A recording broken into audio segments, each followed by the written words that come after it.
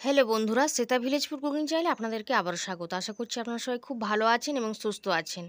তো আজকে আমি সজনা ফুল দিয়ে একটা রেসিপি বানাবো। বন্ধুরা, এই সময় সজনা ফুল কিন্তু সব বাজারে বা যে কোনো কোথাও পাওয়া যায়। আর সজনা ফুলটা খাওয়া কিন্তু স্বাস্থ্যের পক্ষে খুবই ভালো। তো সেই জন্য আজকে আমি সজনা ফুলের একটা রেসিপি নিয়ে চলে এসেছি। রেসিপিটা শেষ পর্যন্ত দেখার জন্য আপনাদের সকলের কাছে অনুরোধ রইল। তাই জন্য আমি এখানে একটা বড় প্লেটের 1 প্লেট সজনা ফুল নিয়ে নিয়েছিলাম। এবার 3-4 বার করে জল দিয়ে সজনা ফুলটা ভালো করে ধুয়ে নেব এবং এর মধ্যে থেকে কিছু পোকাও বা যদি কিছু থাকে সেগুলো খুব ভালো করে বেছে নেব। বন্ধুরা, এই সজনা ফুলটা কিন্তু বাজার থেকে কেনা নয়, আমি ভোরবেলায় গিয়ে গুঁড়িয়ে এনেছি। অনেকগুলোই পড়েছিল, তা আমি গুঁড়িয়ে নিয়ে চলে এসেছি। আর এখানে সরু সরু করে আলুটা কেটে নিয়েছিলাম। আলুটা কিন্তু সরু সরু করেই কাটতে হবে, কেটে কিন্তু ধুয়ে নিয়েছি। আর এখন কড়াইতে তেল বসিয়ে দিয়েছি। তেলটা কিন্তু একটু বেশি করেই দিতে হবে। তেলটা গরম হয়ে গেছে দেখুন। আর এখানে আমি একটু 5 ফোড়ন দিয়ে নিচ্ছি। এখানে আমি 5 ফোড়ন দিয়েছি, আপনারা কিন্তু কালো জিরে দিতে পারেন। তো ফোড়নটা দিয়ে খুব ভালো করে একটু ভাজা ভাজা করে নিচ্ছি। তারপর আগে থেকে কেটে রাখা আলুটাকে আমি দিয়ে দেব। আর গ্যাসের ফ্লেমটা কিন্তু আলুটা দেওয়ার পর লো করে রেখেই কিন্তু আলুটা ভেজে নিতে হবে, কারণ এই রেসিপিতে কিন্তু কোনো রকমের জলের ব্যবহার আমি করব না।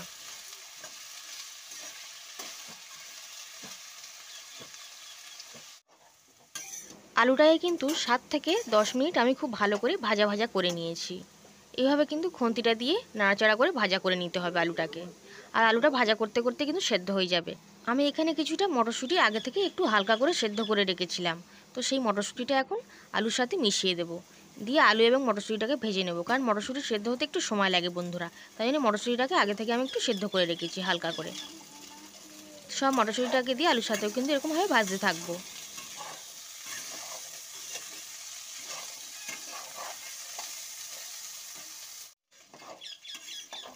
আলু এবং মটরশুঁটিটাকে আরও 5 থেকে 6 মিনিট আমি ভেজে নিয়েছিলাম। আর এই সময় কিন্তু লবণটা আমি দিচ্ছি না, তাহলে কিন্তু আলুটা তাড়াতাড়ি সেদ্ধ হয়ে যাবে, অতটা ভালোভাবে ভাজা হবে না। দিয়ে দিচ্ছি হাফ চামচেরও একটু কম হলুদ গুঁড়ো। আর দিয়ে দেবো সামান্য পরিমাণে লঙ্কার গুঁড়ো। আপনারা যেমন ঝাল পছন্দ করবেন তেমনই কিন্তু দেবেন। দিয়ে খুব ভালো করে খুন্তিটা দিয়ে আবারও নাড়াচাড়া করে দেবো।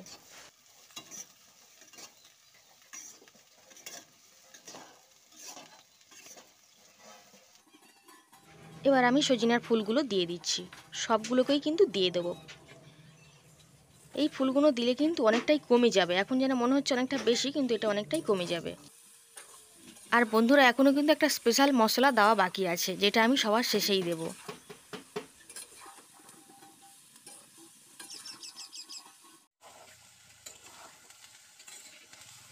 সজনা ফুলটা দেওয়ার পর আরও 2 থেকে 3 মিনিট খুব ভালো করে রান্না করে নিয়েছিলাম।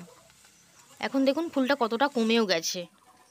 তো এই সময় আমি আগে থেকে কিছুটা লঙ্কা ছোটো ছোটো করে কেটে রেখেছিলাম। তো সেই লঙ্কাগুলো আমি দিয়ে দিচ্ছি। একটু লাল লঙ্কা হলেও হতো, বেশ দেখতে ভালো লাগতো। আর সব শেষে আমি লবণটা দিয়ে দিচ্ছি। পরিমাণ মতন লবণ দিয়ে খুব ভালো করে খুন্তিটা দিয়ে নাড়াচাড়া করে মিশিয়ে দেব। বন্ধুরা, এরকমভাবে একবার সজনে ফুলটা রান্না করে খেয়ে দেখবেন, খেতে কিন্তু ভীষণ ভালো লাগে।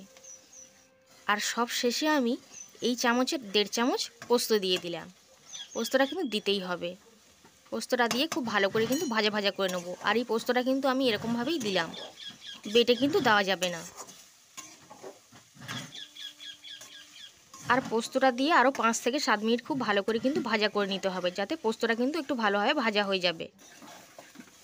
এখন কিন্তু খুব সুন্দরভাবে সজনে ফুলের রেসিপিটা আমার হয়ে গেছে। এখন গ্যাসটা অফ করে দিচ্ছি আর কড়াই থেকে একটা প্লেটে আমি নামিয়ে নিচ্ছি। সজনে ফুল এবং আলুর রেসিপিটাকে আমি একটা প্লেটে নামিয়ে দিয়েছি। দেখতে কতটা সুন্দর লাগছে দেখুন, খেতে কিন্তু ভীষণ সুন্দর হয়। গরম ভাতের সঙ্গে খেতে কিন্তু দারুণ লাগে। আজকে আমার এই সজনে ফুলের রেসিপিটা কেমন লেগেছে কমেন্ট করে অবশ্যই জানাবেন। আর যদি ভালো লেগে থাকে অবশ্যই লাইক করবেন এবং শেয়ার করবেন। আর নতুন বন্ধু হয়ে থাকলে অবশ্যই সাবস্ক্রাইব করে পাশে থাকবেন। আজ তাহলে এই পর্যন্তই, আবার হাজির হয়ে যাব অন্য কোনো রেসিপিতে। ততক্ষণ আপনারা সবাই খুব ভালো থাকবেন এবং সুস্থ থাকবেন। আজ তাহলে আসলাম।